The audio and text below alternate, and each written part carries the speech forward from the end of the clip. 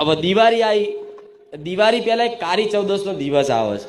એ કાળી ચૌદસના દિવસે કંઈ ના કરો ને, તમારા ઘેર તમારું 84 ખાતું પૂજાતું હોય કે ના હોય, તમે જાણતા હોય કે ના હો, પણ એને ઘરની બહાર 2 અગરબત્તી કરી અને બજારમાંથી સારી એવી મીઠાઈ ને ચવાણું લાવી અને આંખો બંધ કરીને કહેજો કે માં, અમારી 84 ખાતાની માતા કોણ છે એ ખબર નહીં, પણ અમે તો ખાલી મહાકાળી અને ચામુંડા જ પૂજીએ છીએ, પણ અમારી 84 ખાતાની માતા હોય તો આટલો વ્યવહાર આલીએ છીએ.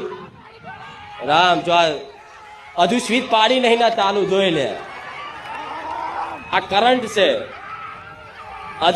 હજુ જોઈશ તમારી કેટલી માતાઓ છે. હું મેલડી બોલાવું અને તમારી માતા જો આકોટો ના કરે ને તો ગોળા મારું મેલડીનું ધૂણું ને કાર છે.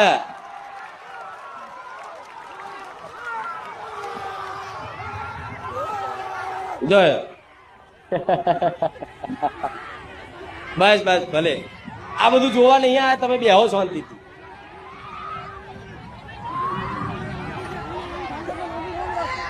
ઓંધળો વ્યવહાર આલજો. 84 ખાતાની માતા જ કઈ છે ખબર નહીં, પણ મિક્સ મીઠાઈ ચવાણું કે લાપસી બનાવી અને એક નારિયેળ ધૂપ કરી અને નારિયેળ વધેરીને પાણીનો ગ્લાસ ધરાઈને કહેજો દારૂ બારૂ આલવાની જરૂર નહીં, કલેજા આલવાની જરૂર નહીં, ખાલી આંખો બંધ કરીને આલજો કે અમારા કોઈ બાપ દાદાની 84 ખાતાની માતા હોય તો માં ઓંધળું આલે છે, સ્વીકાર કરી લેજે. કે જે તમને 12 મહિને વિઘનો નાખે ને વચ્ચે, જેમ કે આઠમના નિવેદ હોય તો અમુક મઢમાં બેઠા હોય કકરાટ થાય, આઠમ આવે ને 4 દાડા પહેલા જ એક્સિડન્ટ થાય, કોકનું મૃત્યુ થઈ જાય, કંઈક ના કંઈક અણબનાવ થાય અને નિવેજમાં વિઘન આવે. આવું દરેકની પેઢીઓમાં આવું થતું જ હોય છે.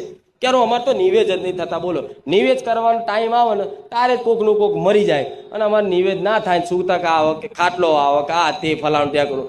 તો જો કદાચ એવું વિઘન તમારા ના લાવવું હોય તો તમારા બાપ દાદાએ ચોક અંદર ખોને કોઈ 84 ખાતાની માતાઓ પૂજી હોય અને તમારા વડવાઓ કીધું ના હોય અને વડવા જતા રહ્યા હોય ભગવાનના ઘેર, પણ એ માતાઓ તો ધરતી પર જ રહેવાની. આજ મારી વસ્તીના ઘેર